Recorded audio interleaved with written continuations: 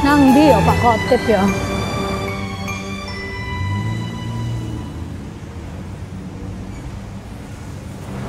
Nun sewu, Pak Khotib nggih. Loh, kok tahu wong pakai masker? Soalnya kan kula mantan warga, Pak. Oh, alah. Pak RW 2. Iya. Sehat apa, Pak? Iya, alhamdulillah. Alhamdulillah, ya ampun ketemu. Pak, ini gimana kabarnya? Ini Alhamdulillah. sebagai warga yang sudah dideportasi Wah. dari RW 2.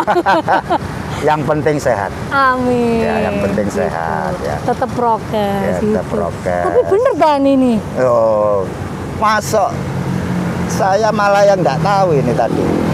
Nah, Enggak lah, seling nggak ngeten iki. Loh, ini lagi baca buku apa, Pak? ini saya lagi baca-baca tentang bioskop Surabaya tempo dulu.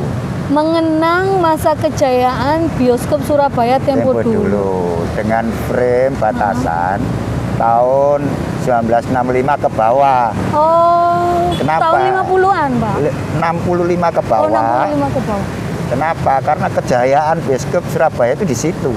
Oh, gitu. Terus sebelumnya lagi di tahun 50 ke bawah lagi. Nah, itu yang Loh, ini M. Khotib Ismail. Loh, bukunya Pak Khotib ini? Iya, ini lagi ngecek di sing salah, di sing bener. Oh, gitu. sangat. Iya. Soalnya nih editornya baik kurang bagus ini ya. Oh, ini berarti lagi mau bikin buku ini. Ya sudah, ya draft sudah final, tinggal ya sedikit-sedikit anu aja kok. Apa ada yang kurang ini kita perbaiki. Gitu. Loh, ini kan tanggal 30 Maret itu Hari Film Nasional. Iya. Wah, kayaknya pas banget gini. Iya. Saya sebagai generasi yang di atasnya tahun 65 kan nggak tahu kayak gimana kejayaan-kejayaan dari bioskop-bioskop Surabaya. Ya justru karena mau Hari Film Nasional itu kita teringat loh Surabaya ini jane duwe kejayaan bioskop penonton yang paling top se-Indonesia sebetulnya. Gitu nih. Iya. Oh. Itu ya namanya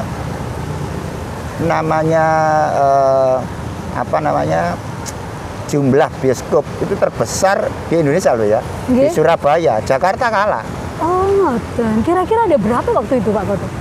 Ketika awal kalau saya cerita zaman gak enak ya, zaman kolonial itu penemu proyektor yang untuk muter film itu tahun 1895. Oh, ya. 5 tahun kemudian Indonesia sudah ada proyektor itu. Nganyari bisa. Oh, dalam jangka waktu 5 tahun di Indonesia. Nah, kok bisa? Ya karena orang Belanda mungkin gawe apa ya supaya tidak sepi, dia bawa proyektor di samping prestise. Wah, bangga kan? Orang-orang Belanda ke Batavia tentunya ya. Nah, lalu dia memperkenalkan kepada masyarakat dalam bentuk misbar. Kemudian misbar itu gerimis bubar itu nggak? Iya, layar tancap ya, di lapangan.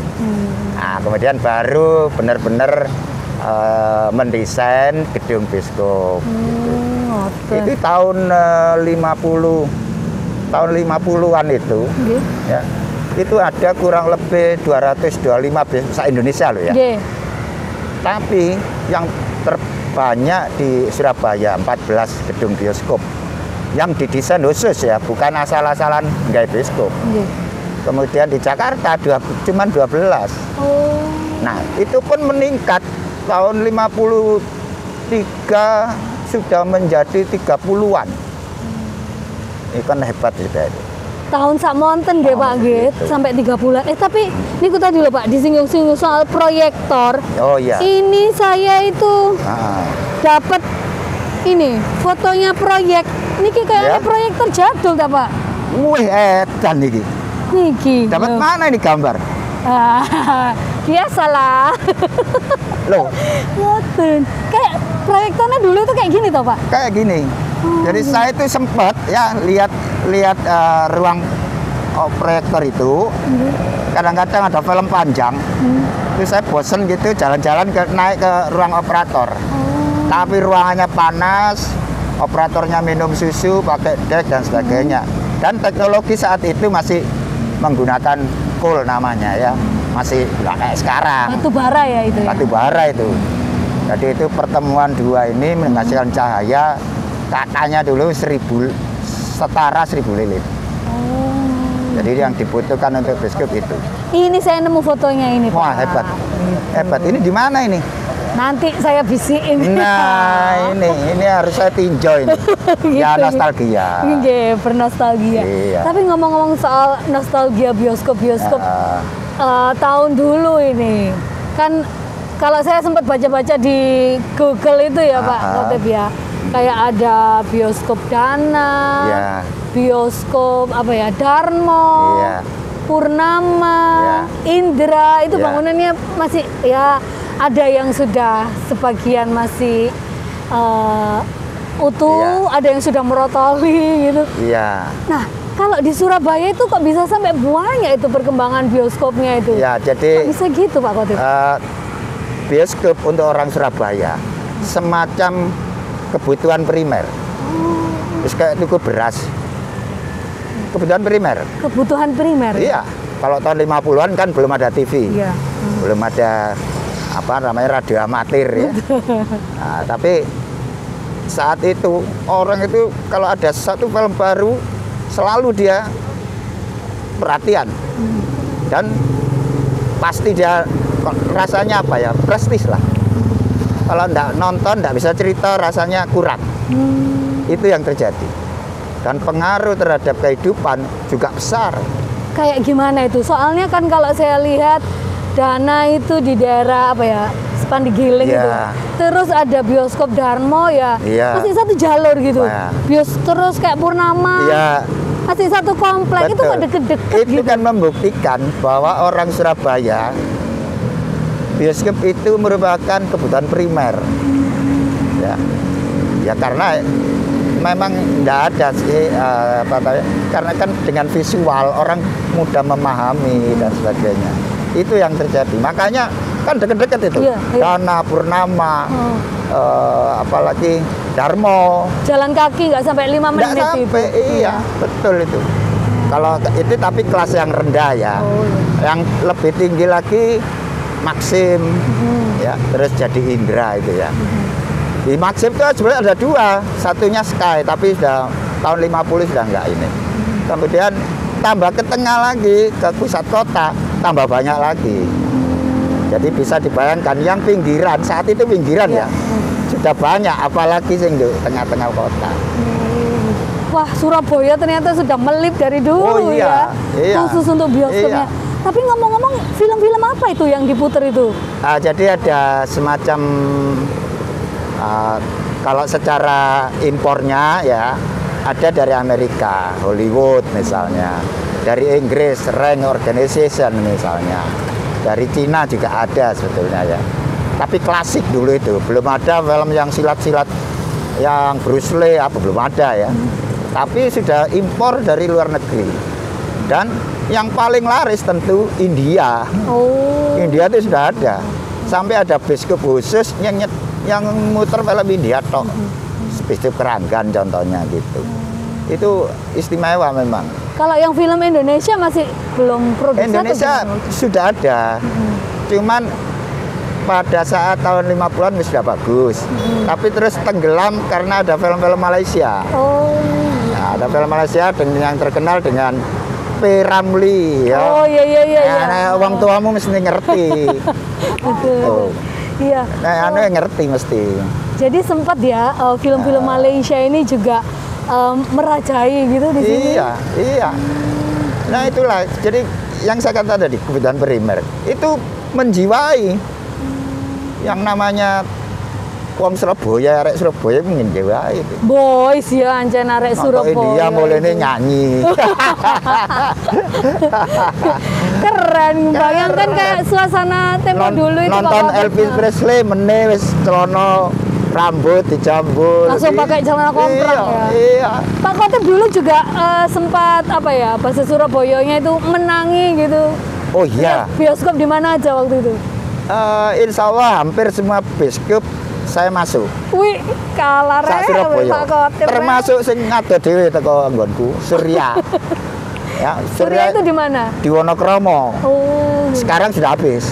Kan Pak Khotib ini di Ampel ya. Iya. Terus sampai Wonokromo. Iya. Lumayan ada rek. Loh ya, saya ada kenalan di situ gitu loh.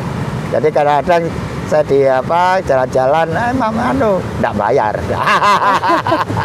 Alah, di sini aja ya sekarang kelasnya XX1 aja masih belum pernah semuanya saya kunjungi. Ternyata Pak Khotib Hampir semua saya. semua bioskop semua. zaman dulu di sini. Hampir semua. Ngomong-ngomong dulu tiketnya berapaan, Pak? Wah, ya sih murah. Masih ya berapa, Rp5. Saya nonton Jenderal Kancil, Iya. pemainnya Ahmad Albar. Iya. Rp5. Rp5. Duit gambar Kartini itu. Ahmad Albar sih kecil itu. Terus ini karena tadi kan Pak Khotib bilang nonton bioskop itu kayak kebutuhan primer waktu itu pada buat warga Surabaya. Ya. Itu suasananya kayak gimana ya Pak? Mungkin kalau nonton bioskop itu apakah harus dress up? Suasananya kayak gimana? Oh iya. Muda-mudinya gitu kalau pas lagi lihat Saya bioskop. yang menangi cuma sepatuan, pokoknya harus Harley lah ya. Yang saya tidak menangi itu pakai dasi, pakai jas, tidak menangi saya. Oh, dulu Tapi- nonton bioskop itu pakai dasi jas-jasan gitu? Iya, itu untuk kelas AA ya, Oh, untuk gitu. yang film-film, biasanya film dari Hollywood ya, biasanya gitu. Itu yang kayak bioskop premier gitu Iya, ya. kalau premier itu waduh pakai. Dan dulu nggak boleh sandalan tuh. Oh, untung aku sepatuan kayak gitu. Di gedung bioskop yang ini nggak boleh. Yang walaupun yang rendah ya, nyeker nggak boleh. Pohon balik. Harus sepatuan. Iya, jadi dulu bagus. Jadi masalah usia misalnya, ada segala umur, ada 13 tahun, ada 17 tahun. Nah, kalau 17 tahun banyak yang kepingin masuk kan. Iya. Nah, itu tingkai arek nom-nom itu macam-macam itu. Sing celonoan lah, sing gawe sepatu dukur, kayak ketok dukur, mas macam-macam. Ya, anulah kiat dia bagaimana supaya bisa masuk ke gedung itu. Gitu. Jadi karena memang ada aturan, Iya. waktu nonton bioskop itu, nonton film di bioskop itu Iya. dress up akhirnya ya. Dan itu dijaga polisi, namanya polisi susila. Diawasi memang. Ya pasti ya.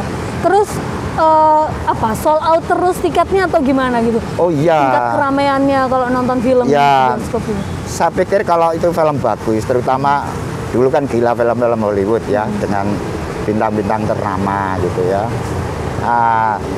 Biasanya kalau sudah, wah ini film top gitu, ada peluang yang istilahnya tukang catut. Oh gitu. Kan bingung kan, apa tukang catut itu?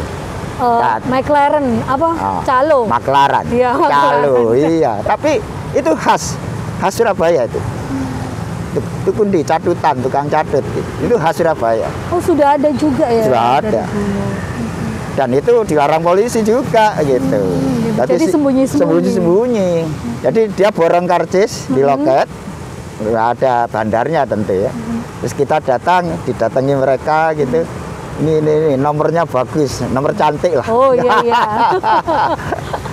Tetap ada nomornya. Kalau katanya itu ada kayak kelas-kelasnya gitu kalau nonton film di bioskop zaman dulu. Oh iya, jadi memang ada gedung yang kelas yang ya nanti gala primer dan sebagainya. Nanti turun Oh, gitu. sampai ke yang rendah. Kalau yang paling murah berarti duduk paling depan ya? Oh, kalau masalah kelas, kelas 1 itu di belakang. Ada balkon juga kelas 1. Kadang-kadang harga tiketnya sama, kadang-kadang juga berbeda melihat ininya ya gedungnya. Kemudian yang menarik ada kelas 3. Sebutannya kelas embek.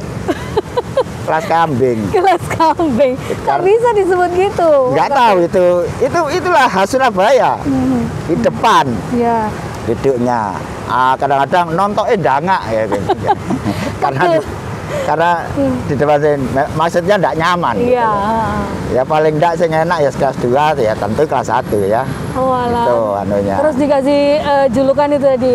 Kalau duduk paling depan kelas kambing. Kelas kambing iya. Enggak tahu kok ono kelas embek. Surabaya itulah ya saya pikir sudah menjadi kebutuhan primer. Jadi istilah-istilah itu keluar. Jadi akhirnya lifestyle-nya itu juga berubah ya selama ada bioskop di Surabaya. Nah, kalau biasanya nonton bioskop itu kan nyemil popcorn, kalau sekarang kan ada yang jualan popcorn. Kalau dulu apa cemilannya itu Pak Khotib? Ada ya? Ada. Jadi sebelum film utama diputar, itu ada slide. Slide, kalau sekarang promosi ya untuk iklan ya. Dulu kan enggak banyak.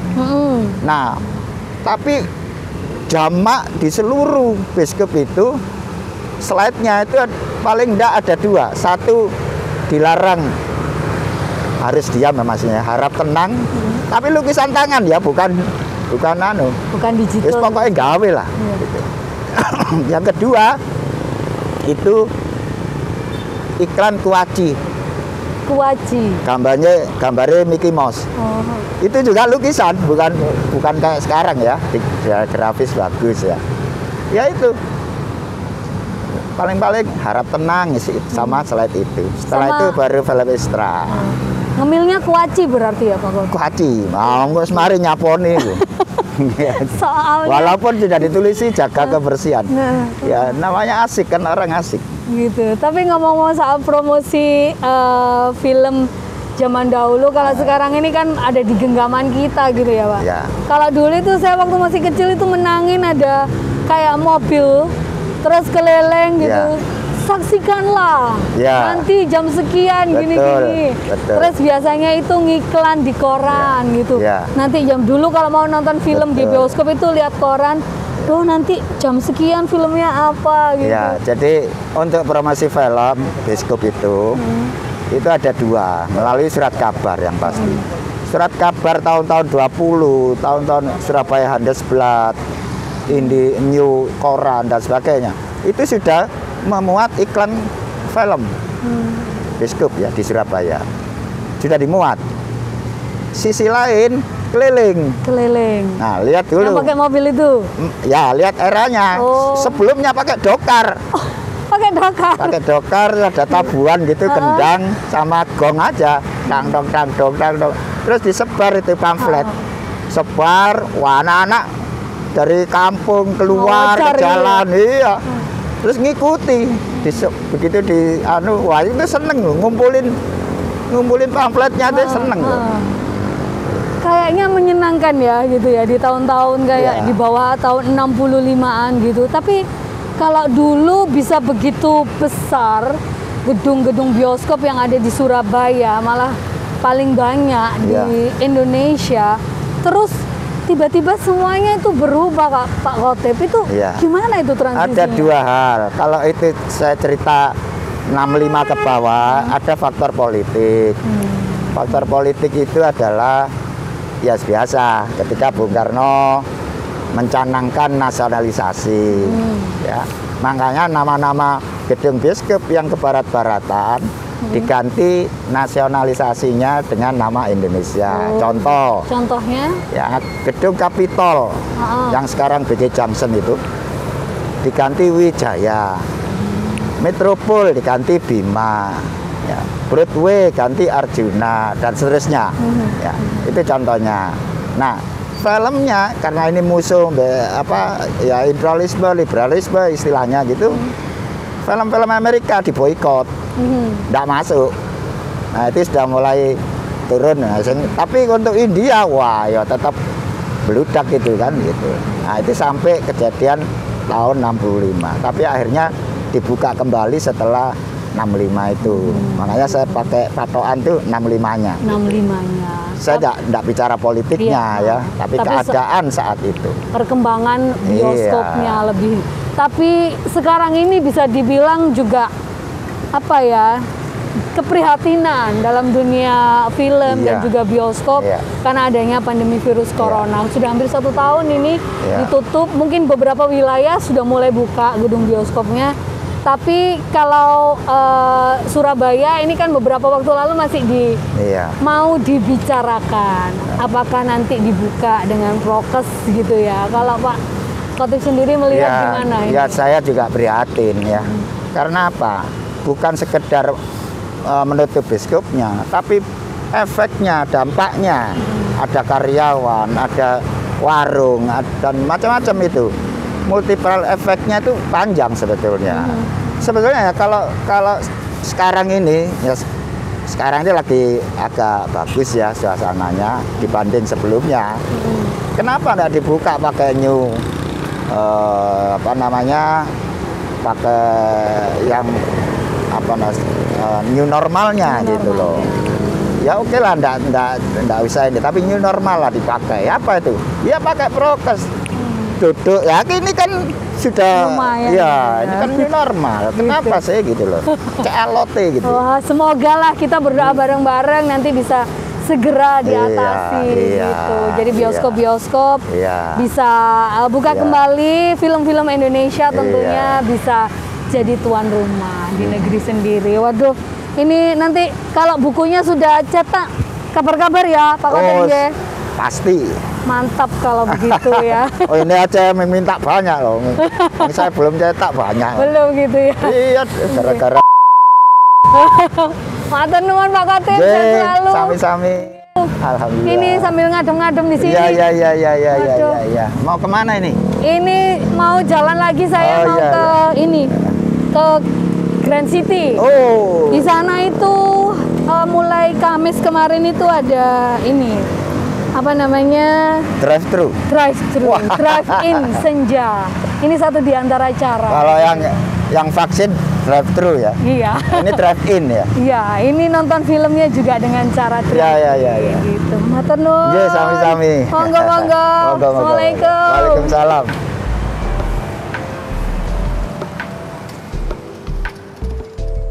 Sebelum ke Grand City, saya mampir lihat bangunan bekas bioskop di Surabaya.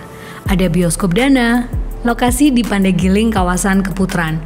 Gedungnya sederhana, penonton masyarakat biasa, yang diputar nggak cuma film barat, tapi film Indonesia, Malaysia, dan India. Lalu ada bioskop Darmo di kawasan Pandegiling juga. Gedung bioskopnya sederhana, dengan pintu masuk di sisi kanan dan kiri. Sekarang bangunan bioskop Darmo udah nggak utuh lagi, tapi ini sudah jadi cagar budaya loh. Ada juga bangunan bekas bioskop Purnama di kawasan Keputaran. Di dalamnya masih tersisa kursi-kursi, layar bioskop juga masih ada, tapi semuanya kosong. Sama seperti bioskop XX1 yang kosong karena tutup selama pandemi. Nggak ada rotan, akar pun jadi. Nggak ada XX1, drive-in senja pun jadi.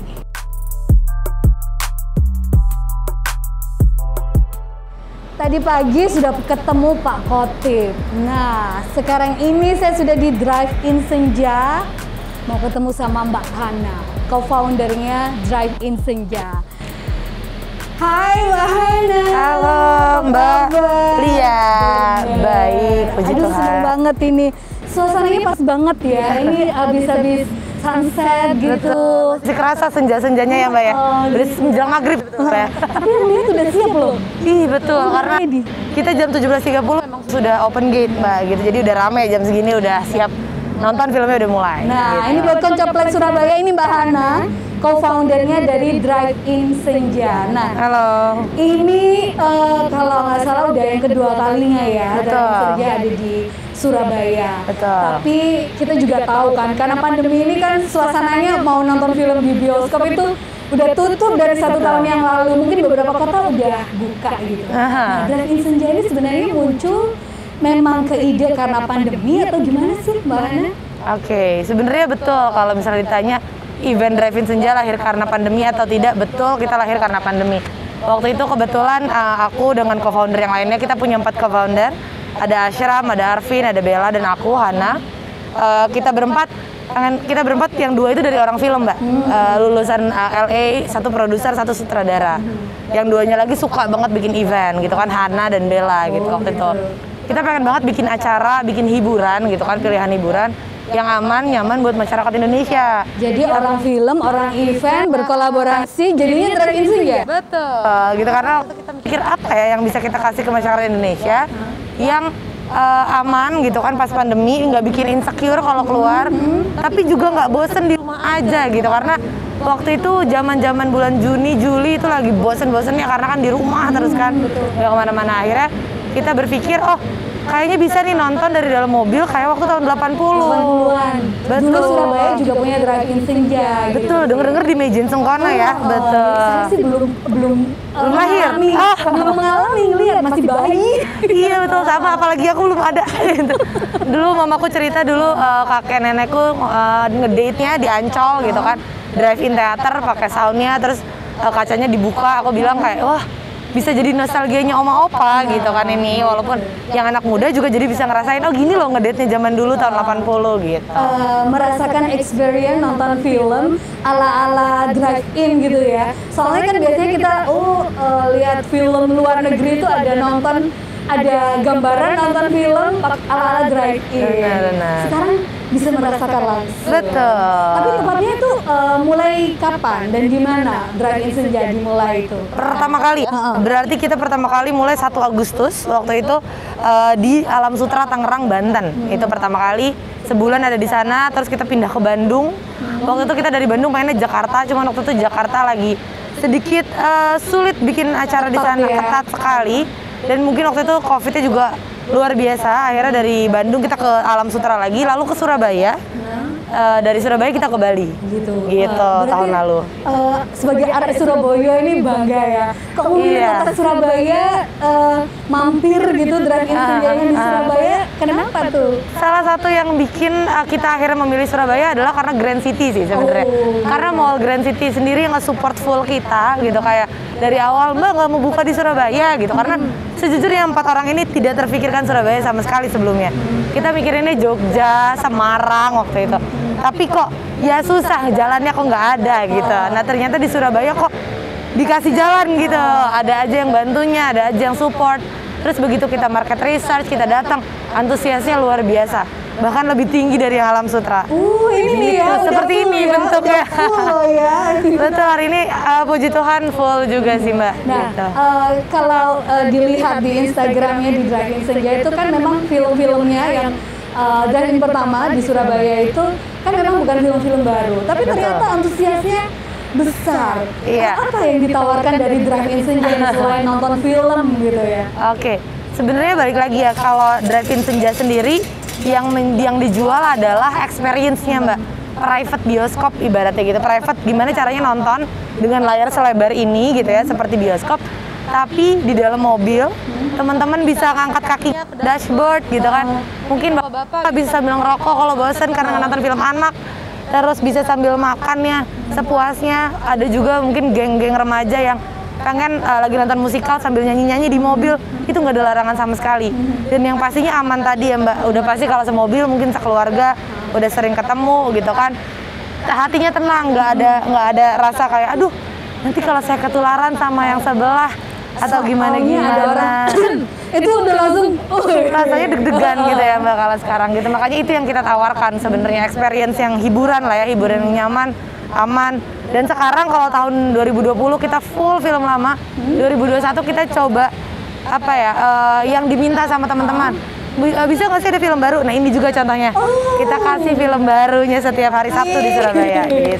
Setiap Sabtu di Surabaya. Betul, itu pasti ada film baru. Nah, keren-keren kalau gitu. Tapi ini kan lagi lihat drive-in nggak ada suaranya nih. Gimana sih cara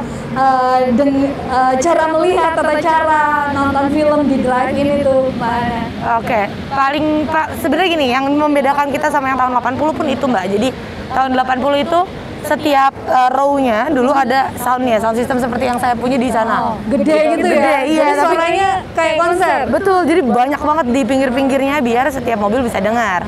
Cuman ternyata hal itu nggak efektif, karena kan harus dibuka kacanya, terus nyamuk kadang-kadang gitu kan, kadang nggak denger, dan ya banyak macam-macamnya lah. Akhirnya kita juga research sama yang di Amerika, sama yang di Australia waktu itu. Oh ternyata di luar tuh pakainya radio transmission gitu. Oh ada radio transmissionnya, itu berarti kita beli alatnya, ada beberapa teknisnya agar mobil teman-teman itu langsung bisa denger suara dari filmnya gitu. Jadi nggak usah khawatir bakal nggak kedengeran karena besar kecilnya suara itu tergantung teman-teman. Bassnya, treble-nya itu bisa diatur tergantung mobilnya gitu. Jadi bukan yang suaranya itu besar kenceng kayak konser gitu ya. Nah terus ini kan mobilnya jajar-jajar, takutnya nanti aku nggak kelihatan ketutupan mobil lain. Gimana tuh ngaturnya tuh? Oke, sebenarnya kalau teman-teman mampir ke Drive-In Senja Surabaya, kita tuh ada markingnya, ada kotak-kotak kuningnya gitu kan. Terus lebar space mobilnya juga kita atur sedemikian rupa. Dan di sini juga ada pembagian mobilnya. Mobil kecil di paling kanan, di tengah mobil sedang, di paling kiri mobil yang besar-besar mungkin seperti Alphard, EPV gitu kan. Jadi kalau mobil-mobil sedan, Jazz ada di sebelah paling kanan gitu. Jadi tenang aja teman-teman, pasti mendapatkan spot terbaiknya, akan selalu dibantu sama timku, ada car crowd controlnya gitu. Jadi nggak perlu bingung nanti, aduh nggak kelihatan, aduh gimana, pokoknya teman-teman akan dipastikan dapat spot terbaik gitu sama timku. Tetap nyaman. Tapi kan sekarang ini untuk Hari Film Nasional gitu ya, mungkin ada apa ya, keinginan-keinginan atau ada impian-impian gitu Mbak Hana dan juga timnya gitu. Next Drive-In Senja ini kira-kira gimana? Apakah pandemi selesai, Drive-In Senja juga selesai? Sebenarnya gini, dulu waktu pertama kali kita lahir bulan Agustus, tanggal 17 Agustus, kita nge-screening film Indonesia yang asalnya dari seluruh Indonesia. Waktu itu ada 17 film, kita kerja sama View. Kita pengen banget kayak gitu lagi Mbak. Kita pengen banget nge-screeningnya film-film Indonesia yang sebenarnya nggak dapet layar di tempat sebelah gitu.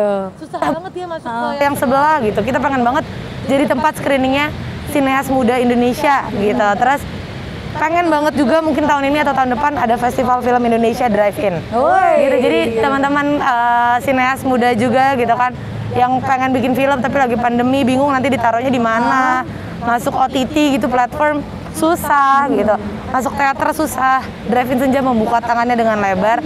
Ayo kita screening bareng-bareng untuk memajukan perfilman Indonesia. Yuk kalau gitu Drive-In Senja jalan terus. Amin. Makasih banget ini. Makasih juga kalau udah dikunjungin. Iya. Bener banget ini, kayaknya experience-nya memang beda gitu ya. Iya. Nonton film di Drive-In Senja. Gitu deh, makasih Mbak. Jangan lupa nonton Mbak sama keluarga. Siap. Oke. Makasih. Ya, sama-sama.